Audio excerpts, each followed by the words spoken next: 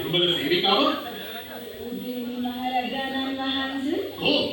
ඔබිලාගේ අන්තපුර ශ්‍රී මිනිස්. ඔබ වහන්සේට නිින්ද ගිය නිසා නැටුම් ගෙවුම් නවත්තදම අර පැත්තට දැනකරද බොල ඕන් ගියේ නැටුම් ගෙවුම් නවත්තා?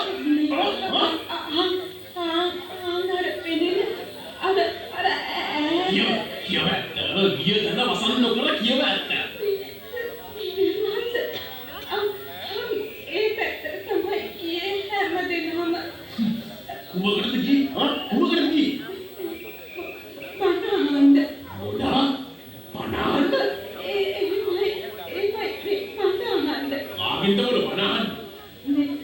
භික්ෂුන් වහන්සේ නමක් ඉන්නවද බණ කියන. කොහෙද? අර ඈත කෙළවරේ මල්ලියනේ ඈත කෙළවරේ. කවුද බොල මගේ මාළුවට වැදිලා? මගේ අන්තපුර ශ්‍රීට බණ කියන හොර මහාන? මේ පින්ඩෝල ධර්මත්වාදය කිව්වා උන්වහන්සේ ගෙනන්න. හොඳයි. මගේ හොර මහාන්ට වන්නන්න මත්තට ඉන්න පාඩමක් ඔය ශ්‍රීට බණ කියනවා.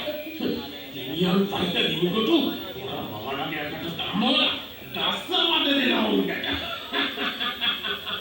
හොර මහාන නොදන්නා ඉන්නේ උදේනි රජුගේ තරම.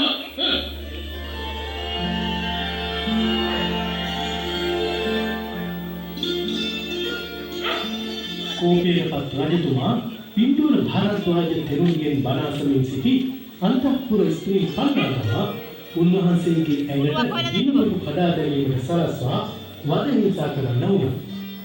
ඉවසා බැරිව පැන අහසට නැගී ජේතවනාරාමයේ කරා ගොස් තමන්ට මුහුණ පාන්නට සිදු වූ වද හිංසා පිළිබඳව